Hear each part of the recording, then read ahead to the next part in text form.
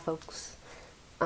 Welcome. This is a fun little vlog. I did a little week-long trip to visit family and friends on the East Coast.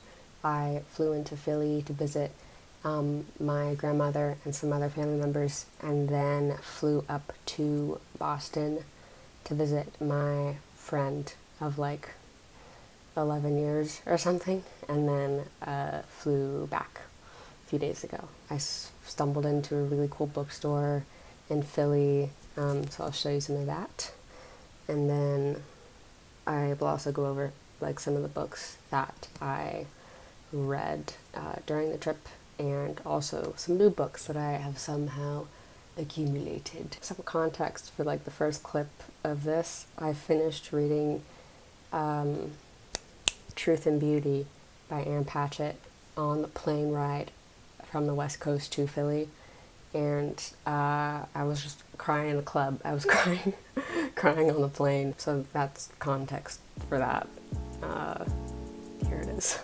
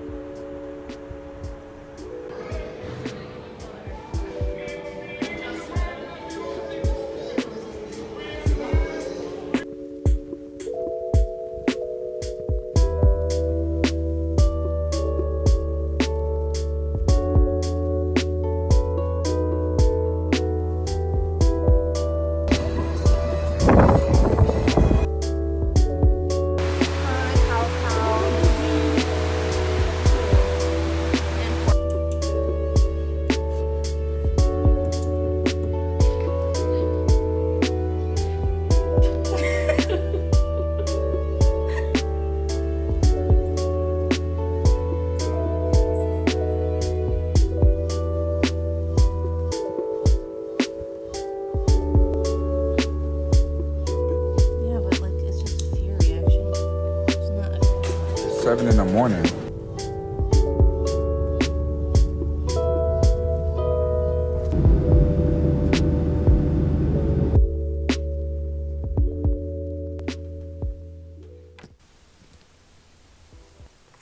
I have returned, and I have things to say. I got back from my trip yesterday morning and I loved it very much. I'm also very happy to be back on the West Coast. And I thought I would just cover, I finished 2 books on the trip, and I just thought I would talk about them a bit. I also started another book and I accumulated more books somehow. So I just thought I'd talk about those for now. So the book that I finished on the plane ride to Philly was Truth and Beauty by Erin Patchett. I talked about this in my previous video as well because that's when I started it. Oh my god. One of the Goodreads, one of the top Goodreads reviews for this book was something along the lines of like, there should be a government warning on this book.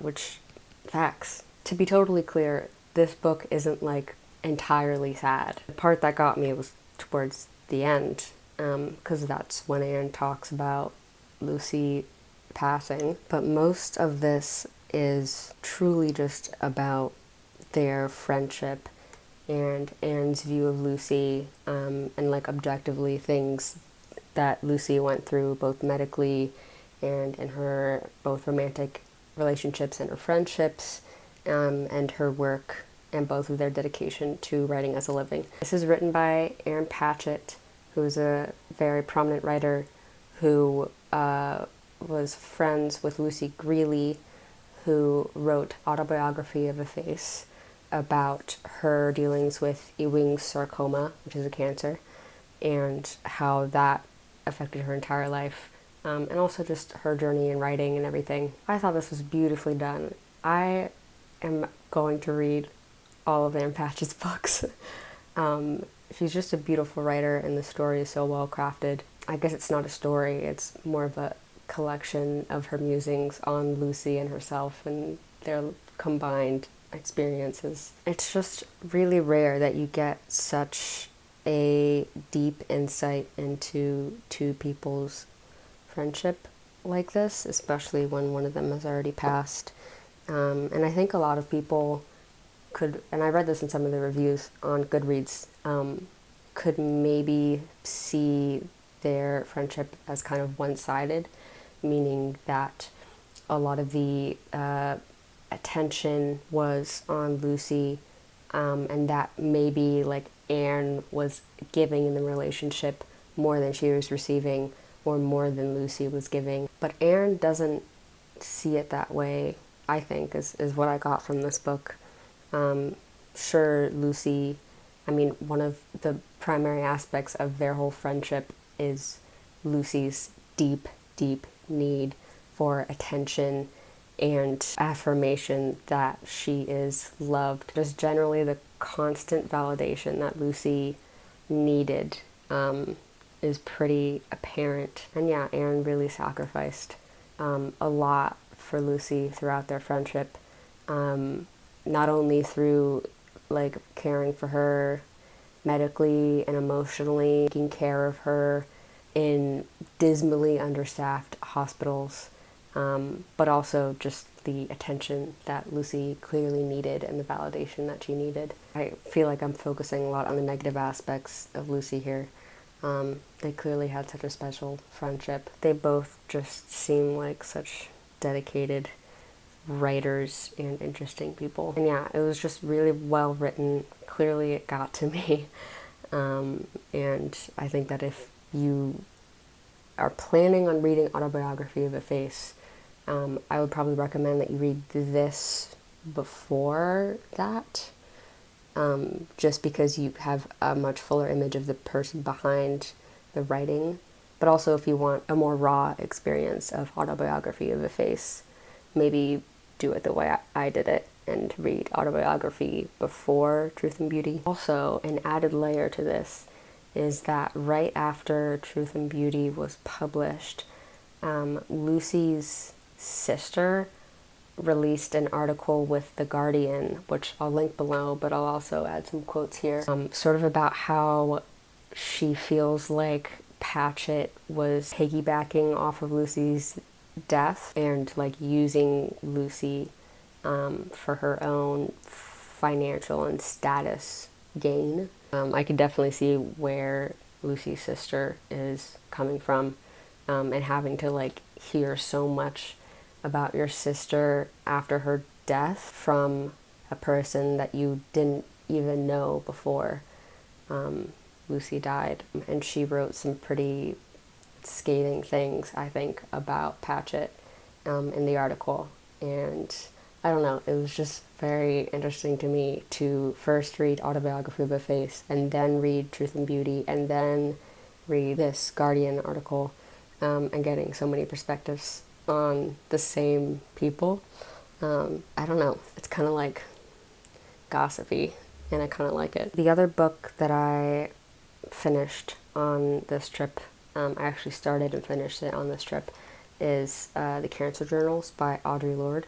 This is the first Audre Lorde book that I have ever read. If you didn't know, Audre Lorde was a civil rights activist and also, you know, writer, philosopher, professor, and radical feminist. And she died of breast cancer in '92 at the age of 58. It's a pretty short book, but she writes a lot about what cancer meant to her as a Black, lesbian, radical feminist. She talks a lot about what it meant for her activism, and her role in the world and her purpose. She also briefly discusses like America's medical establishment and the sort of lack of rights that breast cancer survivors or people who are going through breast cancer face. She also talks about her thoughts about alternative medicine kind of briefly, and also how she came to make the medical decisions that she did, and how much importance she put on making sure that those decisions were in line with her morals. It's pretty 50-50. A lot of the book is her actively writing, and then a lot of it is just excerpts from her journal, and what she was thinking at the time of when she was getting her diagnosis and her biopsy and these medical procedures, and how she really felt lost when she got a mastectomy. She also writes a ton about how mastectomies or double mastectomies play into the patriarchy and how they fit into our patriarchal structure, specifically the inclination for women to get reconstructive surgery like immediately after having their breasts removed, which kind of was the most interesting part for me, because she does acknowledge a couple of times how like really it is a person's decision whether or not they want to get reconstructive surgery, and it is their right to make that decision. But she really goes into how the medical establishment pressures women into getting reconstructive surgery. There's a moment where she walks into her doctor's office after she's gotten one of her breasts removed, and she is like very much looked down upon by everyone in that office, and even the receptionist, I think, goes up to her and says that, like, you know, for morale purposes you should put on at least like it's like a fake breast that you can put into a bra to make it look like you still have both of your breasts, which is so ridiculous. I just thought it was really good, and I will be reading more from her. I really want to get my hands on a copy of Sister Outsider, so hopefully I do that soon. Okay, so those were the two books that I finished. I started reading Wild Seed by Octavia Butler. I am currently on page 73 out of like 300 or something. It's very good so far. I'm really curious to see where she takes it. So, I mean, I guess if you didn't already know, Octavia Butler is a prolific sci-fi writer, and so both of these characters are not entirely human. They have special powers, and so do other people in the book, and it's pretty cool so far. Hopefully things become a bit clearer later on, but I can already sort of see where a lot of this goes thematically I think, and the part that I'm at right now is taking place as slaves are actively being taken from West Africa to colonies in America. Now, the reason that I picked up Wild Seed is because I've been wanting to read Butler. This is the only book that I own physically, but a family friend who I haven't even met yet, which is kind of weird, but they are so nice. They gave me a set of Octavia Butler books, Parable of the Sower and Parable of the Talents, in this gorgeous box. And I'm going to open it now because I still haven't seen what the covers look like, and I'm very excited. Okay, here she is. Look at how gorgeous. Like, are you kidding me? Come on. Look at that. So yeah, I started reading Wild Seed because I was like, all right, maybe I'll just do like an Octavia Butler binge. It's a little hummingbird. And I have a hummingbird on my arm. Okay, lastly, somehow I've collected another 2 books to add to my physical TBR. The first one you saw earlier in the video by Kazuo Ishiguro. It's A Pale View of the Hills. I've never heard of this one before, but the blurb spoke to me. It's the story of a Japanese woman living in England who's dwelling on the recent suicide of her eldest daughter. In a story where past and present confuse in a haunting and sometimes macabre way, she relives scenes of Japan's